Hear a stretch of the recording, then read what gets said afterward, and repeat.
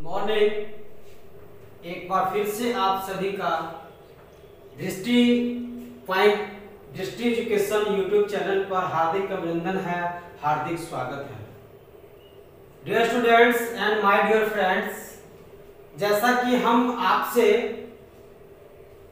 इतिहास से संबंधित महत्वपूर्ण तिथि और महत्वपूर्ण व्यक्तियों के बारे में कोई भी महत्वपूर्ण दिवस पर चर्चा बराबर करते आ रहे हैं। इसी कड़ी में आप लोग बोर्ड पर लिखा हुआ डिस्क्रिप्शन को देख ही लिए होंगे, पढ़ ही लिए होंगे कि हम लोग आज इस वीडियो के माध्यम से इतिहास के एक वीर शहीद सपूत उधम सिंह के बारे में पढ़ेंगे, सुनेंगे, जिन्हें इतिहास में बड़ी मुश्किल से, बड़ी कठिनाई से ढूंढने पर, खोजने पर मिलता है, कहीं सर्च करने पर। मुझे लगता है कि जिस तरह से हम भगत सिंह, चंद्रशेखर आजाद के बारे में पढ़ते हैं, जानते हैं, उसी प्रकार से उधम सिंह के बारे में भी हमें निश्चित रूप से जानना चाहिए, समझना चाहिए, सोचना चाहिए, क्योंकि ऐसे महत्वपूर्ण दिनों में हमें इन लोगों के बारे में पता करनी चाहिए, जानकारी को संग्रह करना चाहिए। जैसा कि हम सभी जानते हैं कि कल के ही दिन 31 जुलाई 1940 ईस्वी को उधम सिंह को लंदन में जनरल ओ डायर की हत्या के मामले में फांसी की सजा हुई थी। तो कल हम लोगों ने उनका पुण्यतिथि मनाया, उनको श्रद्धासुमन अर्पित किया, उनको याद किया। मैं बार बार आपको ये बता रहा हूं कि इतिहास आपको इसलिए याद नहीं करेगा कि आपने गोलियां सीने पे खाई है या आप गोलियां पीठ पे खाई है। इतिहास आपको इसलिए याद करेगा कि आप गोलियां कहां खाए हैं। सीने पे खाए हैं तो इतिहास आपको याद रखेगी, इतिहास आपको याद करेगा, इतिहास में आपका नाम अमर हो जाएगा। लेकिन आपने अगर गोलियां पीठ पे खाई है तो इतिहास आपको स्थान नहीं देता है, इतिहास आपको जानकारी नहीं लाता। जिस व्यक्ति के बारे में आज हम चर्चा करने जा रहे हैं, उस व्यक्ति ने जब फांसी से पहले ये पूछा था कि मेरे इस कांड पे, जनरल ओ डायर के हत्या करने पे गांधी का क्या विचार है, नेहरू का क्या विचार है, दोनों नेगेटिविटी थिंकिंग के थे। दोनों ने कहा, महात्मा गांधी ने तो यहां तक कहा कि बेवजह, बिना रणनीति के इस कार्यक्रम के हो जाने से, इस घटना के हो जाने से हमें आजादी में विलंब हो सकती है। उस जमाने में नेहरू ने हेराल्ड्स टाइम का अखबार छपता था, उस अखबार में नेहरू ने कहा था कि ये गलत बात है, ऐसे नहीं करना चाहिए। इन दोनों व्यक्तियों को, अगर महान व्यक्तियों को छोड़ दिया जाए, एक तो राष्ट्रपिता हैं, बापू हैं, और एक भारत के प्रथम प्रधानमंत्री पंडित जवाहरलाल नेहरू हैं, इन दोनों को अगर हम छोड़ देते हैं, इन दोनों को अगर छोड़ दिया जाए तो पूरा इतिहास, पूरा पंजाब, जो उस टाइम में हिंदू, मुस्लिम, सिख, ईसाई आपस में सब भाई भाई नारों का जो अद्भुत संगम वहां देखने को मिलता था, ये सारे जगह ये पूजे जाते हैं, इनको याद किया जाता है, इनकी कार्य की सराहना की गई थी। तो आइए चलते हैं हम लोग उधम सिंह के बारे में। उधम सिंह को अंग्रेज राम मोहम्मद सिंह आजाद के नाम से जानते थे। राम मोहम्मद सिंह आजाद, राम मोहम्मद सिंह आजाद, इन नामों से अंग्रेज अधिकारी इनको जानते थे। राम का मतलब हिंदू, मोहम्मद का मतलब मुसलमान, सिंह का मतलब सिख, पंजाबी, और आजाद का मतलब कि वो आजादी लेकर के रहेंगे। इसलिए जब इकबाल का हम नारा पढ़ते हैं, हिंदू, मुस्लिम, सिख, ईसाई आपस में सब भाई भाई, इसका जो दृश्य है ये पंजाब से, उस टाइम में पंजाब से बेहतर कहीं दिखाई नहीं दे रहा था। तो अंग्रेज इनको राम मोहम्मद सिंह आजाद के नाम से भी जानते थे। क्लियर? इन्होंने लंदन के कैक्सटन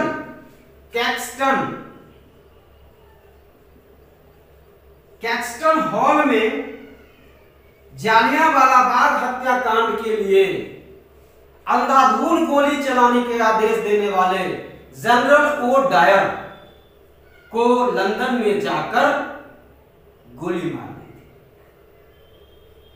थी। इनका जन्म, राम मोहम्मद सिंह आजाद का जन्म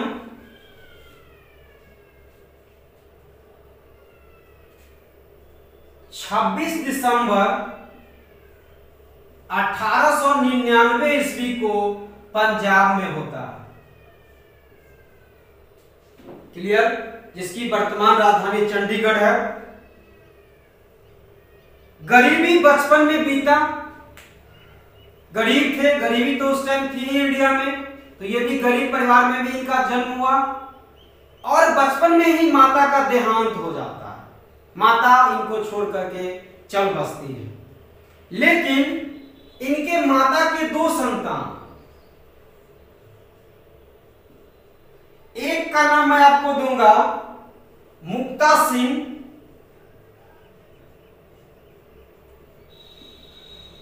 और एक का नाम रहता है शेर सिंह। यही शेर सिंह उधम सिंह कहलाते हैं। दोनों को इनकी माता की मृत्यु के बाद अनाथ आश्रम में इनका नामांकन करवा दिया जाता है, इनका नाम लिखवा दिया जाता है। जो उस समय अनाथ आश्रम चलता था वो था अमृतसर में।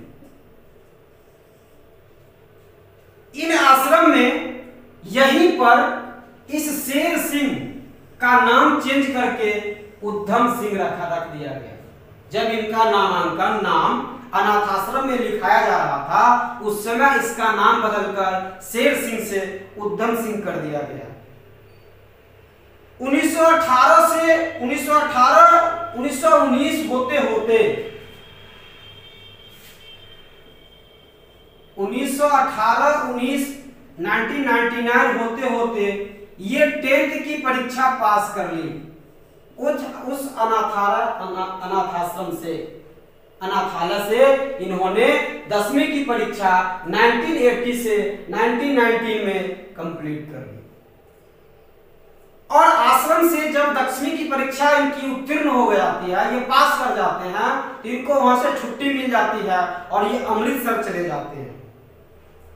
एक दिन होता है, काफी महत्वपूर्ण दिन है पंजाब में, 9 अप्रैल का दिन आता है। 9 अप्रैल 1919 रामनवमी का दिन है। क्लियर?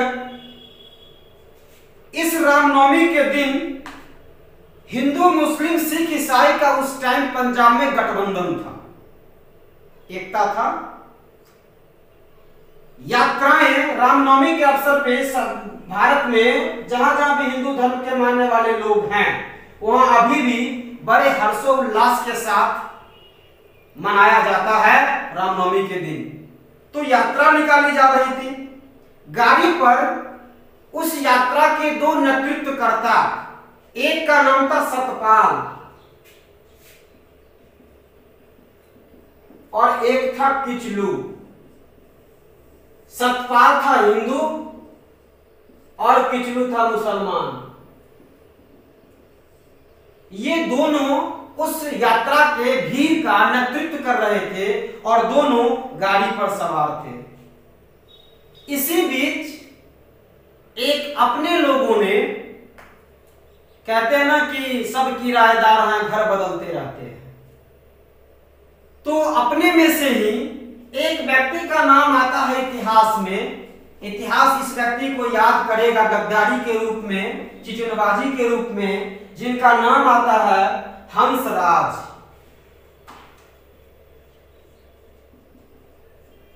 हंसराज नामक व्यक्ति के गद्दारी के कारण इन्होंने पंजाब के कमिश्नर को, जो भी कमिश्नर रहा होगा उस समय, उस कमिश्नर को कहा, सूचना दिया कि ये 2 भाई, एक सतपाल और एक किचलू, ये दोनों नेता सुई धागे का काम कर रहे हैं और हिंदू मुस्लिम सिख ईसाइयों का जो एक मिलन का माला है उस माला को गूंथने का काम कर रहे हैं। हंसराज को अंग्रेजों ने राय बहादुर की उपाधि से नवाजा था, विभूषित किया था, क्योंकि उस समय नाइटहुड की उपाधि, राय बहादुर की उपाधि, ये इन चीजों से, इस तरह के पुरस्कारों से अंग्रेज हम भारतीयों में रहने वाले गद्दार चापलूसों को इन उपाधियों से नवाज देती थी, पुरस्कृत कर देती थी। और ये लोग उस लालच में, उस लोभ में आकर के अपनों भारतीयों से दगाबाजी करते हुए और ये ब्रिटिश का, ब्रिटेन का, इंग्लैंड का, अंग्रेज का सहयोग किया करते थे। 10 अप्रैल को ये यात्रा करने के क्रम में सतपाल और बिचलू को रैंडम, अचानक गिरफ्तार कर लिया जाता है रॉलेट एक्ट के केस में, क्योंकि उस समय जब यात्रा निकल रही थी तो 1999 का समय था। उस समय अंग्रेजों ने एक कानून लाया था, काला कानून, रॉलेट एक्ट, जिस कानून के बारे में आप लोग किताबें पढ़े होंगे या सुने होंगे कि इसको ना वकील, ना दलील, ना जलील, मतलब संदेह के आधार पे किसी भी व्यक्ति की गिरफ्तारी की जा सकती थी। इस कानून के सहायता से, इस कानून का हवाला देते हुए सतपाल और किचलू, सतपाल जो कि हिंदू है और किचलू जो कि मुसलमान है, इनकी गिरफ्तारी हो जाती है, इनको गिरफ्तार कर लिया जाता है। जनता ने इनका विरोध किया, जनता इनका विरोध करते हैं और जनता नारा लगाते हैं कि मां भारती के 2 ही लाल, एक सतपाल और एक किचलू। नारा क्या लगाते हैं कि मां भारती के केवल 2 ही लाल, एक सतपाल और एक किचलू। अंग्रेज को इन चीजों से चीड़ आता है, गुस्सा आता है और वो जालियांवाला बाग में उस नारे पर गोलियां चलवा देता है, नारे करने वालों पे।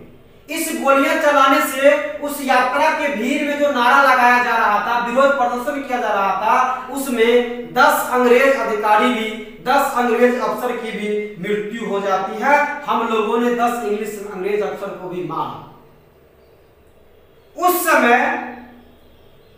एलजी कमिश्नर था, लेफ्टिनेंट कमिश्नर, एलजी कमिश्नर था, lieutenant commissioner LG,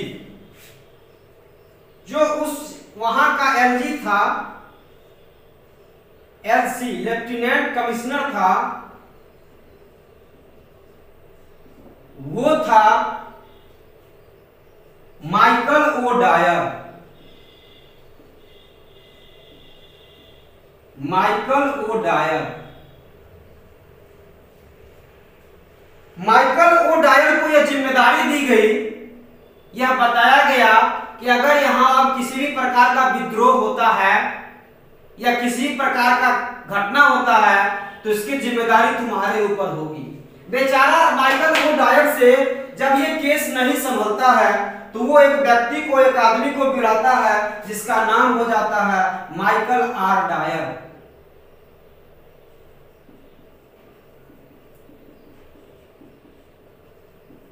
Michael R Dyer, इस माइकल आर डायर को सारा बात बताया जाता है तो माइकल आर डायर के सलाह मशविरा पर वहां पे आर्मी लॉ लगा दिया जाता है, वहां पे कर्फ्यू लगा दिया जाता है। क्लियर? तब ना व्हाट्सएप थी, ना इतने तीव्र गति से मैसेज आया करते थे, ना ही फेसबुक था, ना ही इतने विस्तृत स्तर पे, ब्रॉड स्तर पे प्रसारण का काम हुआ करता था।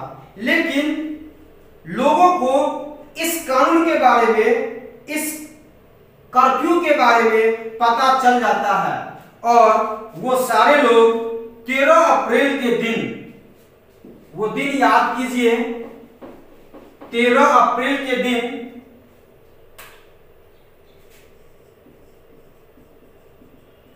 1999, वो बैसाखी का दिन, त्योहार का दिन, मेला लगता है। मेले में उसी दिन एक सभा रखी गई थी इस कानून के विरोध में, और जहां पे ये मेला लगता था तो मेले का भीड़ बढ़ गया, जिसके कारण जगह छोटा पड़ गया। तो कुछ लोग जालियांवाला बाग नामक स्थान में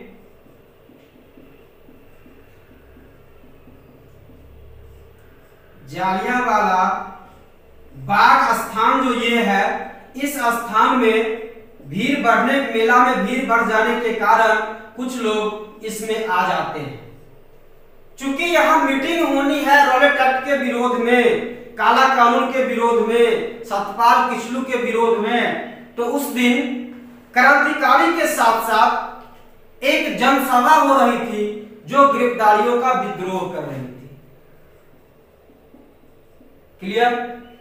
इसी विद्रोह में किसी के पास आम जनता और क्रांतिकारी बिना हथियार का जनसभा करने के लिए इकट्ठा होते हैं, और इस जनसभा की शुरुआत वही गद्दार व्यक्ति जिसने अंग्रेज को बताया था कि सतपाल और किचलू सुई धागा का काम करते हैं, हिंदू मुस्लिम सिख ईसाई को एक माला में पिरोने का काम करते हैं, इसके खिलाफ भड़काया था, वही हंसराज को सबसे पहले भाषण देना था। उस जनसभा को, जालियांवाला बाग नामक जनसभा को संबोधित करना था। ये चापलूस व्यक्ति, हंसराज नाम का व्यक्ति, गद्दार व्यक्ति, इसने भाषण दिया और सबसे पहले भाषण देकर के निकल जाते हैं और अंग्रेज को खबर कर देते हैं। अंग्रेजों को बुला लिया और सारी बात बता दिया। आर डायर ने पूरे फौज को मंगवा लिया और पूरे जालियांवाला बाग में जाकर के आगे में, भीड़ के आगे में बैठ गया और अपना पिस्तौल, राइफल निकाल लिया, रिवॉल्वर निकाल लिया और पोजीशन ले लिया। तो लोगों को ये लगा, उस जनसभा को ये लगा, उस मेले के भीड़ में शामिल होने आए लोगों को ये लगा, क्रांतिकारियों को ये लगा कि ये अंग्रेज हमें डरा रहे हैं, ये अंग्रेज हमें धमका रहे हैं। तो पोजीशन पर पहले था, गन पहले ही निकाल लिया था, इस जनता के सामने, इस भीड़ के सामने पोजीशन पहले ही कर लिया था। लोग समझे कि हमें डरा रहे हैं, लेकिन जनरल ओ डायर के परमिशन पर जनरल आर डायर ने अंधाधुंध गोलियां चलवानी शुरू कर दी, जिसके कारण जालियांवाला बाग में एक छोटा सा गेट था और एक कुआं भी है। कहीं कभी जाइएगा या पिक्चर में मैं कहीं वीडियो लोड करूंगा तो उसमें आप देख सकते हैं कि ये यहाँ पे कुआं भी है जालियांवाला बाग में। आगे भी जो गोलियां के निशान है वो दीवारों पे दिखाई दे रहे हैं अमृतसर में, और छोटा सा गेट था, गेट को बंद कर दिया जाता है। कुछ महिलाएं भाग करके जान बचाने के लिए, उस गोलियों से बचने के लिए गेट के पास जाते हैं, लेकिन गेट क्लोज हो जाता है, गेट को पहले ही बंद कर दिया जाता है। अंधाधुंध गोलियां चलाई गई, कुछ लोग जान बचाने के लिए कुआं में कूद गए, कूद करके कूदने के कारण इनकी मृत्यु हो गई, कुछ को गोली लगने के कारण मृत्यु हो गई। तकरीबन 1000 लोगों की जान चली जाती है, 1000 से ज्यादा। इतिहास में चूंकि डाटा पर विश्वास करना बड़ा नामुमकिन लगता है, क्योंकि ये डाटा भी जो दिया गया होगा ये अंग्रेज अधिकारियों के द्वारा ही दिया गया होगा। तो तकरीबन 1000 से ज्यादा लोगों की मृत्यु हो जाती है इस जालियांवाला बाग हत्याकांड में अंधाधुंध फायरिंग के कारण। उधम सिंह अनाथाश्रम की तरफ से उधम सिंह नाम का ये व्यक्ति अनाथाश्रम की तरफ से उस जनसभा में लोगों को पानी पिलाने का काम कर रहे थे, क्योंकि उस समय तो बिस्लरी का बोतल था नहीं, रॉक का कैंट का पानी था नहीं, तो लोगों को खड़े होकर के अनाथाश्रम की ओर से उस जनसभा को उधम सिंह नाम का व्यक्ति पानी पिलाने का काम कर रहे थे। उधम सिंह इन सारे घटनाओं को अपने आंखों से देखा। बहुत लोगों को सिर में गोली लगी, किसी के कोई अपंग हो गए, किसी की आधा प्राण जा चुकी है, किसी की आधा प्राण बची हुई है।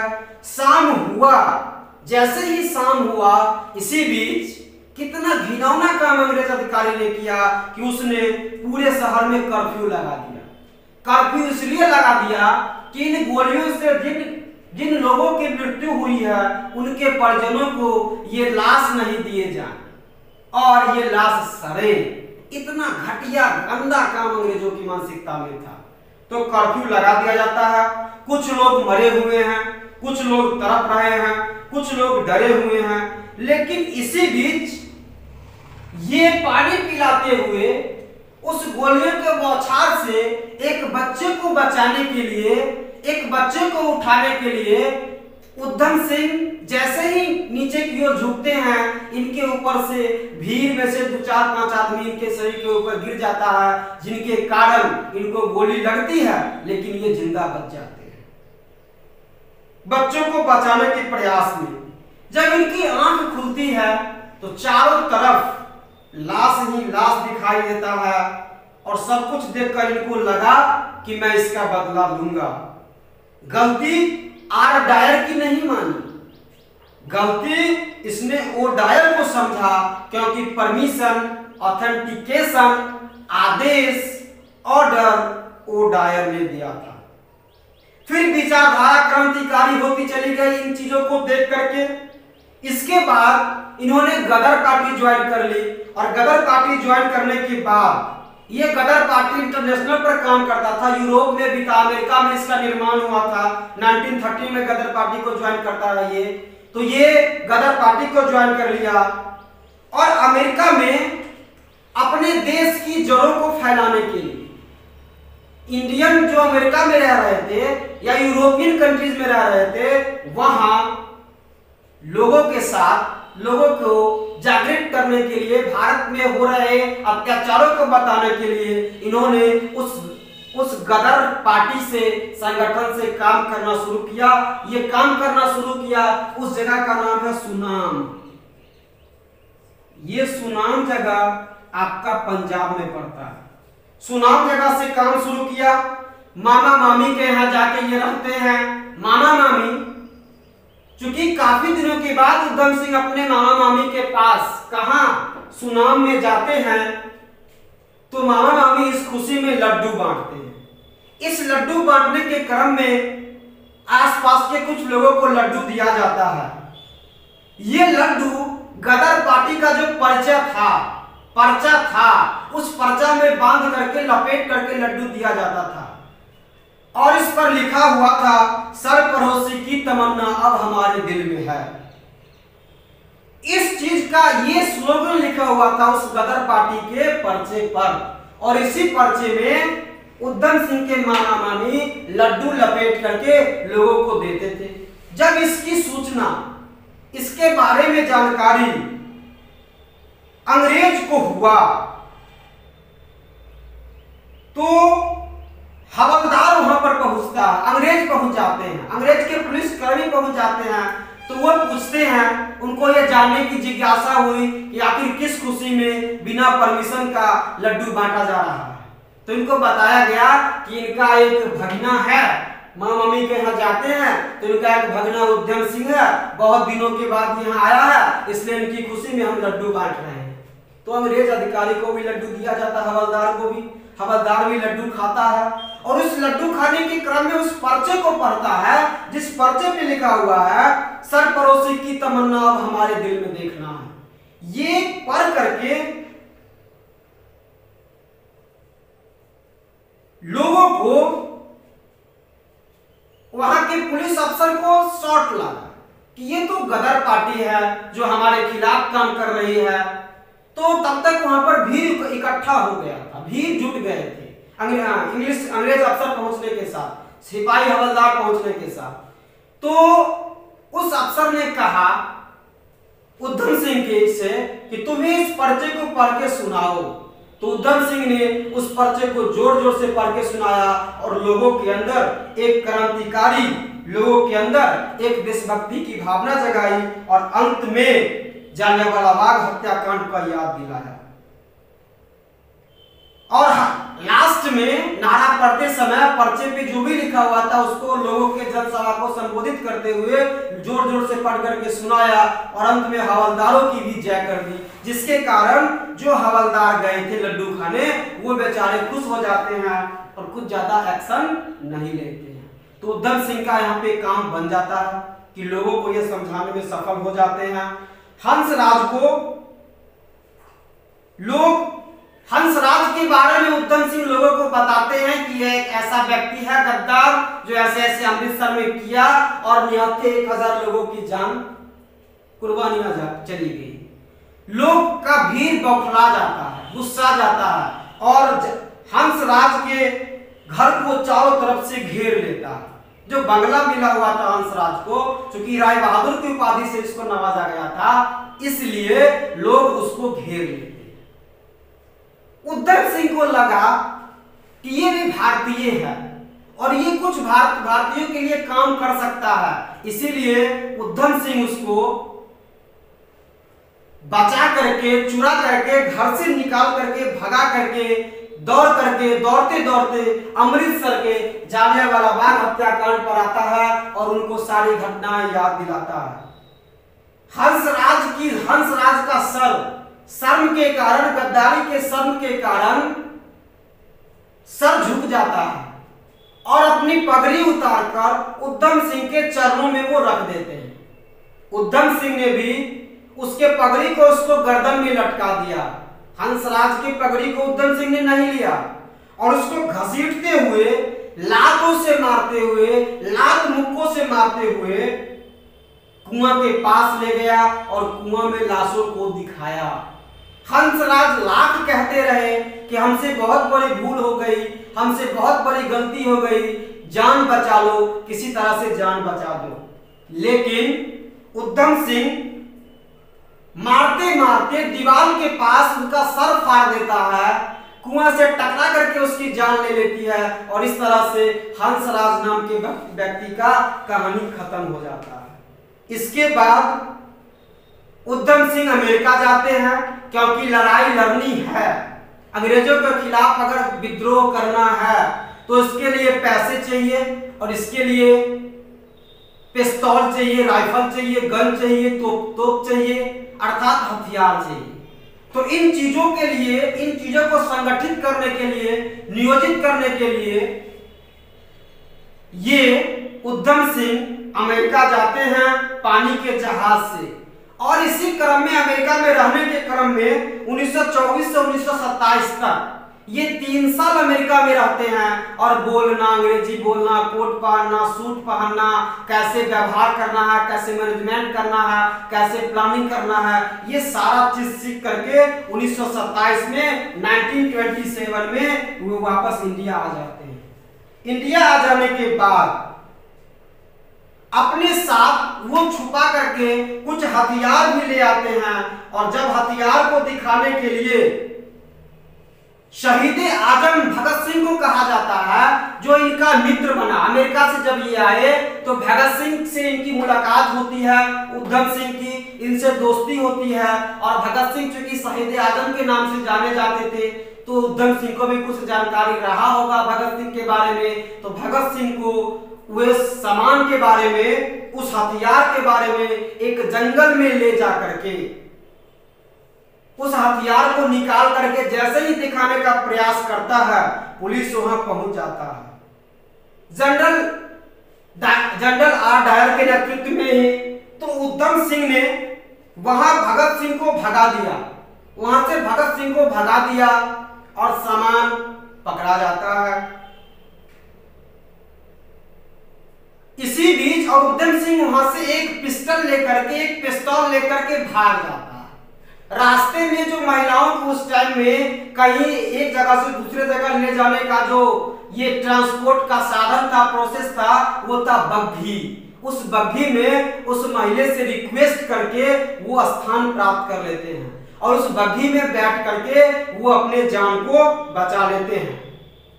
लेकिन उधम सिंह के मन में एक प्रकार का क्रांतिकारी खून उबल रहा है और उनको ये लगा कि मेरे वजह से आज नहीं कल ये महिला पकड़ा जाएगी। जिसके कारण उस महिला को बचाने के लिए, उस महिला के जीवन के बारे में सोचते हुए कितने खुददार थे, कितने आजादी के शौकीन थे, भारतीयों के कुर्बानियों में अहम योगदान किया, वे स्वयं का गिरफ्तारी देते हैं महिला को बचाने के लिए, और इन्हें 5 साल की जेल हो जाती है, 5 ईयर का जेल हो जाता है। जेल में खाना खाने के क्रम में जब ये लाइन में खड़े होते हैं तो उस दिन जेल कैंटीन में जॉर्ज पंचम का बर्थडे मनाया जा रहा था और सबको सिर झुकाने के लिए कहा गया था, लेकिन उधम सिंह ने सर नहीं झुकाया। उधम सिंह के थाली में 5 रोटी रख दिया जाता है, इन्होंने रोटी को फेंक दिया और खाना नहीं खाया और उसमें भूख हड़ताल कर दी। कहा कि जन्मदिन अगर है जॉर्ज पंचम का, तो जॉर्ज पंचम के जन्मदिन में हम लोग सर क्यों झुकाएं। जितने भी क्रांतिकारी लोग थे उस जेल में, उस सारे क्रांतिकारी लोगों ने मिलकर के एक भूख हड़ताल कर दी। अंग्रेज जान गए इस चीज को कि कौन इसका मुखिया है, कौन इसका लीडर है, किसने ऐसा काम किया, तो जबरदस्ती इनका हाथ पैर बांध दिया जाता है, बांध करके मारा जाता है, लेकिन उन्होंने खाना नहीं खाए और भूखे नारे लगाते हैं, 3 दिन तक खाना नहीं खाते हैं। इसी बीच भगत सिंह जेल में आते हैं और सबने उधम सिंह के बारे में भगत सिंह को बताया, तो भगत सिंह ने कहा कि ये शेर है, ये जिस दिन जाग जाएगा उस दिन इस जेल को खत्म कर देगा। भगत सिंह से मुलाकात होती है, दोस्ती होती है, बात होती है। इसी बीच भगत सिंह राजगुरु सुखदेव को फांसी हो जाती है। भगत सिंह को जेल से भगाने का प्रयास किया जाता है उधम सिंह के द्वारा। भगत सिंह को फांसी से बचाने के लिए, उस जेल से भगाने के लिए एक जेल के कर्मचारी जो उस समय के भारतीय ही थे, लेकिन वो मानसिकता से अंग्रेज के गुलाम थे, उसका नाम था मोहम्मद खान। इस मोहम्मद खान से सलाह लिया जाता है, मोहम्मद खान से एक पुलिस की वर्दी मांगी जाती है, मोहम्मद खान सहायता करता है और भगत सिंह को वो वर्दी जब देने के लिए जाते हैं, इसी बीच पुलिस अफसर पहुंच जाता है, खान भी पकड़ा जाता है और तब खान ने उस अफसर की गर्दन पकड़ ली, तब खान को, मोहम्मद खान को भी फांसी हो जाती है। उधम को पता चलता है कि भगत सिंह, सुखदेव और राजगुरु को फांसी हो गई, काफी दुखी होता है, बहुत ये रोते हैं। फिर जब ये रिहा होते हैं तो रिहा होकर के कश्मीर से 1934 में ये लंदन पहुंच जाते हैं, क्योंकि चूंकि 5 साल का ही इनको कारावास था, इसलिए ये रिहा होकर के अपने अंदर जो इनको एक जिज्ञासा था कि जालियांवाला बाग का बदला लेना है, तो ये रिहा होने के बाद कश्मीर चले जाते हैं और कश्मीर होते हुए ये लंदन पहुंच जाते हैं। लंदन पहुंच जाने के बाद वहां लंदन हाउस में वहां रह रहे भारतीयों से इनकी मुलाकात होती है, इनका बातचीत होता है, भारत के कहानियों को ये बताते हैं, वहां के लोग अपने ऊपर हो रहे अपराधों को बताते हैं। इट मींस भारतीयों का वहां मिलन होता है उधम सिंह के साथ। वहां रह रहे इंडियंस ने इनकी मीटिंग करवा दी, इनकी मीटिंग बुला दी और आर डायर के बारे में जब जानकारी इन्होंने जुटाया उस समय, तब तक आर डायर मर चुके थे और जनरल ओ डायर बूढ़े हो चुके थे। जनरल आर डायर को पैरालिसिस हो गया था, इनका आवाज खत्म हो गया था, इनका हाथ पांव शरीर काम करना बंद कर दिया था और गल गया था। इन्होंने घिनौना काम किया था, 1000 निसंघर लोगों को, निसहाय लोगों को जान ले लिया था। तो ईश्वर भी ऐसे लोगों को कहीं स्थान नहीं देता है। तो जनरल आर डायर तब तक मर चुके थे, पैरालिसिस की बीमारी हो चुकी थी, हाथ पैर काम करना बंद कर दिया था, आवाज भी नहीं निकल रही थी, शरीर के सभी अंग निष्क्रिय हो गए थे, इनका शरीर गल करके जनरल आर डायर मर चुका था। जनरल ओ डायर का घर जाते हैं। इस बीच इसी क्रम में Udham Singh general O Dyer के घर जाते हैं और वहां पे चूंकि ओ डायर तब तक काफी बूढ़े हो चले हैं, जनरल ओ डायर को बंदूक साफ करने की काम पे उधम सिंह को जनरल ओ डायर रख लेते हैं।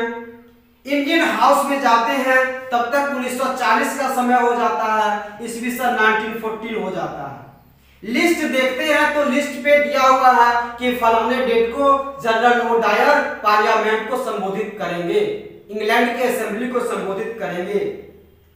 मौका मिला, बहुत बार मौका मिला, वो जनरल लॉर्ड डायर को उनके घर में काम करते समय, पिस्तौल साफ करते समय या वगैरह वगैरह काम करते समय खून तो खौलता ही था, क्योंकि जवान लड़का, तो ये मार सकते थे। लेकिन इन्होंने प्रण कर लिया था, इन्होंने शपथ कर लिया था कि हम वैसे जगह पे मारेंगे जो इसमें इनकी जान चली जाए और लोगों के अंदर ये दहशत हो कि भारतीयों में भी दम है, भारतीय भी कुछ कर सकते हैं। तो ये कैक्सटन हॉल में अपने साथ एक मोटी किताब में, क्योंकि हॉल में जाने से पहले सिक्योरिटी चेकिंग होती थी, तो उस चेकिंग से बचने के लिए सोचिए कितना बड़ा रिस्क लेता है ये उधम सिंह। और किताब में, किताब के पन्नों के बीच पन्नों को मोड़ते हुए एक पिस्तौल के साइज का आकार बनाते हुए मोटी किताब में पिस्टल रखकर के अंदर प्रवेश करते हैं। जब चेकिंग शुरू होती है तो इनसे पूछा जाता है कितना इतना ये मोटा क्या है, तो कहते हैं बुक है। तो होता है ना कि परीक्षा में लोग चोरी करता है स्टूडेंट लोग, तो चीट, एक पन्ना का चीट ले गया और उसको पेपर कापी चूंकि मोटा होता है, 30-32 पेज का पन्ना होता है, उस किताब कॉपी के बीच में चीट को रख दिया। जब चेकिंग करने वाला आता है तो उसका ऐसे झाड़ करके देखता है तो चीट गिरता नहीं। तो इसी तरह से 2-4 पन्ना उठा करके वहां पे जांच करने वाला जो था व्यक्ति, अंग्रेज अधिकारी को देखा और इनको कैक्सटन हॉल में जाने की अनुमति दे दी। ये जैसे ही जाते हैं तो कोट पहनकर चेक किया गया, बाद में इसमें ये उलझा लेते हैं उस अधिकारी को, जांच करने वाले व्यक्ति को, और वो चले जाते हैं। और इंडियन हाउस में जाकर जब नंबर आता है वो डायर का ने भाषण शुरू किया, पंजाब के बारे में बताना शुरू किया, तो इनका खून और खौल गया। और भारतीयों के लिए कुत्ते शब्द का इस्तेमाल किया कि उन भारतीय कुत्तों को हमने पंजाब के जलियांवाला बाग नामक स्थान पे ऐसे मरवा दिया, ये किया वो किया, जो भी घटना हुआ था जलियांवाला बाग में वो सारी घटनाएं बता रहा था। इसी बीच उधम सिंह अपना स्टैंड लेते हुए, अपने को पोजीशन करते हुए पिस्टल निकालता है और ओ डायर के सिर में गोली मार देता है। ओ डायर, वहां अफरा तफरी मच जाती है, ओ डायर की मृत्यु हो जाती है, कुछ लोग घायल होते हैं, कुछ और अंग्रेज अधिकारी की मृत्यु होती है। इसी बीच सब भागने लगते हैं, लेकिन एक महिला ने इनकी हाथ पकड़ ली और महिला जोर से कहती है कि हमने उधम सिंह को पकड़ा है।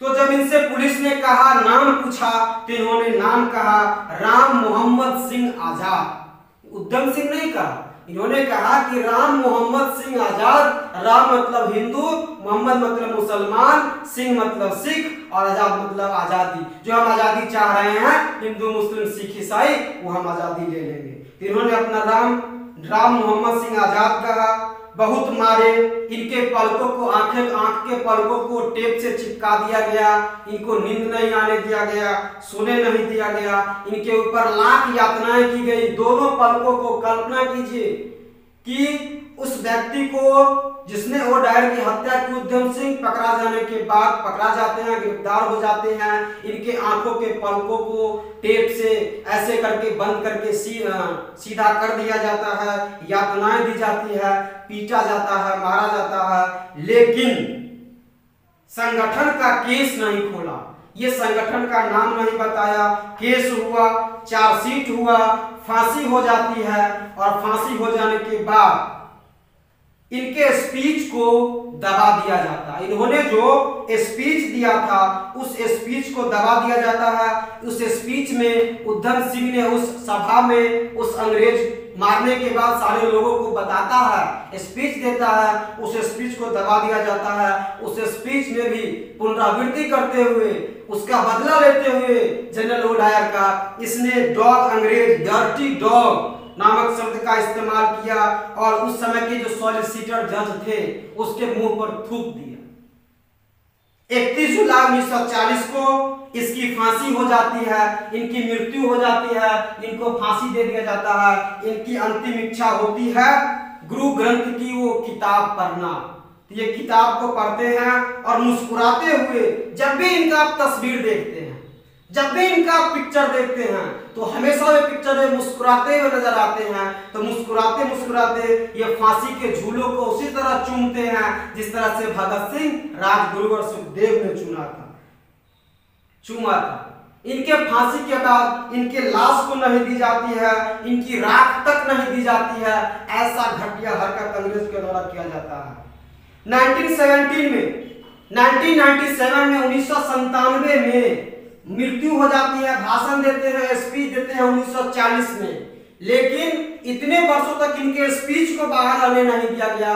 मीडिया से कहा गया कि तुम इसको बाहर नहीं ले जा सकते हो क्योंकि इसका बुरा संदेश जाएगा कि एक अंग्रेज लड़का, एक भारतीय लड़का ब्रिटिश पार्लियामेंट में आकर के एक अंग्रेज अधिकारी को गोली मार देता है तो ये बुरा संदेश फैलेगा, नेगेटिव प्रभाव पड़ेगा हमारे सेनाओं पर। इसलिए इनके स्पीच को दबा दिया गया और इनके स्पीच को 1997 में 1997 में बर्मिंघम में गुरु लिपि में इस स्पीच को प्रकाशित किया गया।